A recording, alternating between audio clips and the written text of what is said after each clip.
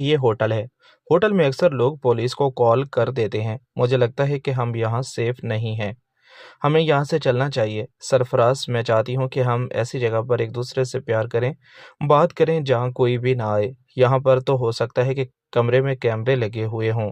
नहीं, ऐसी बात नहीं है। ये बहुत ही अच्छा होटल है। आज से पहले कभी भी इसकी कोई कंप्लेन नहीं सुनी।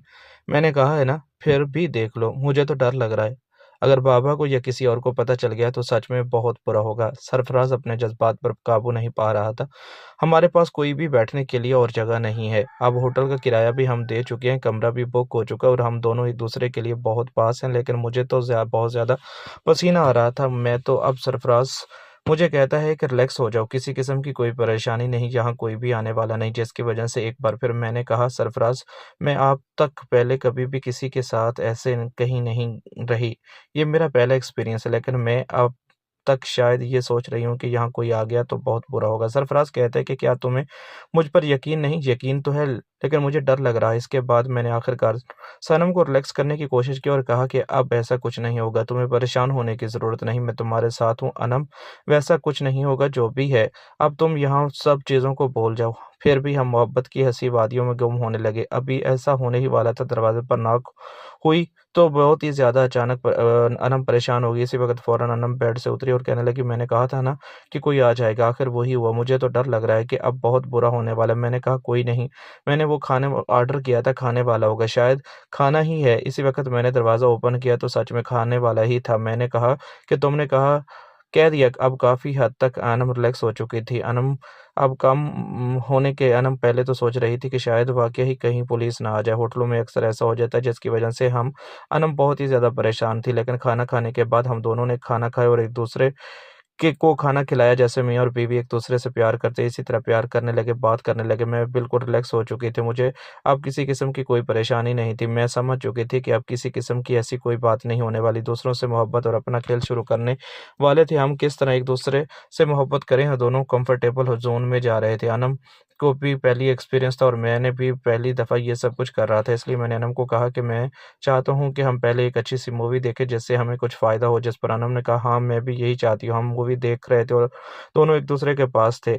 नहीं पता कि अब क्या होने जा रहा है। इतने में एक बार फिर दरवाज़ा नॉक हुआ, लेकिन इस बार जो अनम का डर था फिर वही हुआ। दरवाज़े पर 2 पुलिस वाले थे। मैं बहुत डर गया, जिस पर फ़ौरन कमरे में दाखिल हुए और उन्होंने कहा कि आईडी कार्ड दिखाओ। अनम का तो अभी आईडी कार्ड था ही नहीं। मुझे कहा कि आईडी कार्ड कहाँ है? मैंने कहा, नहीं, तुम्हारे इससे क्या ताल्लुक है? ये मेरी बीवी है। जिसके जवाब में एक पुलिस वाले बहुत ही बुरी नज़र से अनम की तरफ देख रहा था और अनम को एक हाथ से पकड़ भी लिया।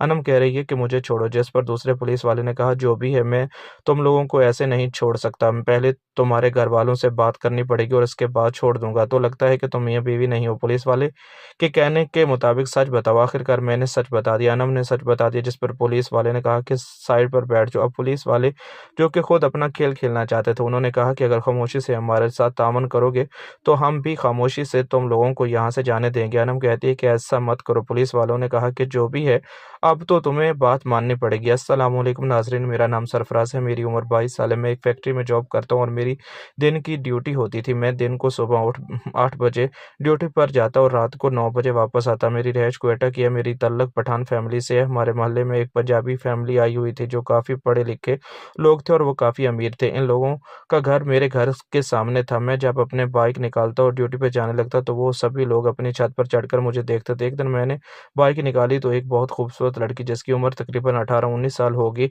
वो छत पर चढ़ी और मुझे देखती ही रह गई। हाथ हिलाने लगी। ज़िंदगी में पहली दफ़ा किसी लड़की ने इस तरह हमें मुस्कुरा कर देखा, मेरी तरफ हाथ हिलाया। मेरी तो खुशी की इंतहा न रही और मैं अपनी ड्यूटी पर चला गया। सारा दिन मैं इस लड़की के ख़्यालात में ही रहा। मेरा दिल चाह रहा था कि इस लड़की से प्यार से बात करूँ, इसके साथ अपना खेल खेलूँ, मोहब्बत करूँ। शाम को मैं ड्यूटी से वापस आया तो मेरी कोशिश थी कि मैं अपनी छत पर चढ़कर इस लड़की को देखूँ, लेकिन वो लड़की कहीं भी नज़र न आई, मौजूद नहीं थी। सारी रात मेरी तड़पती गुज़र गई और फिर दिल चाह रहा था कि वो लड़की मेरे करीब आए और मैं इसके साथ वही सब कुछ करूँ, लेकिन मैं मजबूर था कि और किस तरह इस लड़की को कायल करके अपनी ख्वाहिश को पूरा कर सकता हूँ। अगले दिन सुबह-सुबह मैं घर से निकलने लगा तो मेरे दिल में यही दुआ थी कि काश आज वो लड़की छत पर खड़ी हो, मैं इसको अपना नंबर दे दूँ। मैंने जब घर से बाइक निकाली तो अपना गेट खोला, वो लड़की इस वक़्त छत पर खड़ी हुई थी और मैंने इसको फ़ोन नंबर का इशारा किया तो इसने अपना फ़ोन नंबर नीचे फेंक दिया। मेरी खुशी की इंतहा ना रही और मेरी टाँगें खुशी से काँपने लगी थी। मैंने इस नंबर को अपने मोबाइल में सेव किया और अपने काम पर चला गया। तकरीबन दिन के 11 बजे इस लड़की को मैंने मिस कॉल की, तो इसने मुझे वापस कॉल की थी। इसका नाम अनम था। हमारी बातचीत होने लगी। मैंने इसकी खूबसूरती की तारीफ़ की, तो वो भी मेरी खूबसूरती की तारीफ़ करने लगी, क्योंकि मैं भी एक पठान फैमिली से तल्लुक़ रखता था और मैं इंतहा का खूबसूरत था, लेकिन मेरी फैमिली काफ़ी सख्त थी।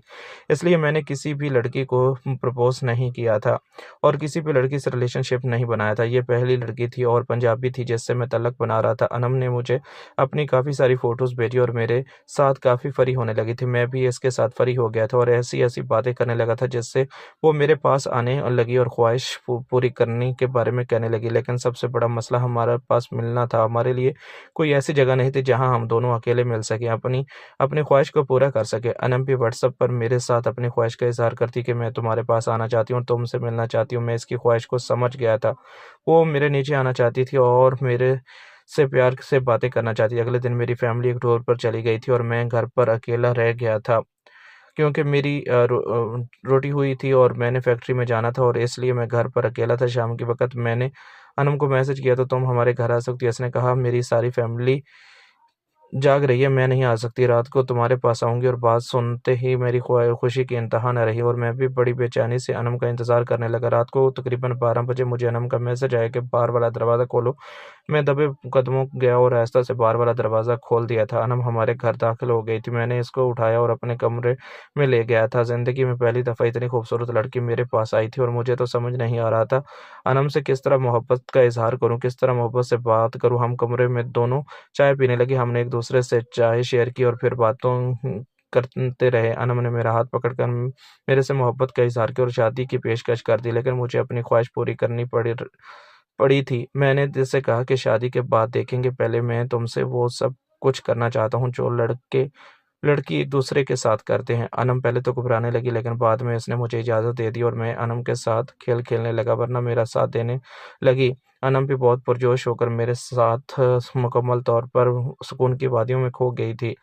अनम भी आँखें बंद करके सब कुछ महसूस कर रही थी और जैसे हम मियाँ-बीवी एक दूसरे को राहत दे रहे थे। इसी तरह हमारा रिश्ता आगे बढ़ने लगा और अब हम एक दूसरे से काफ़ी घुल-मिल गए थे। मेरे अम्मी-अब्बू भी अब हम मुझ मेरे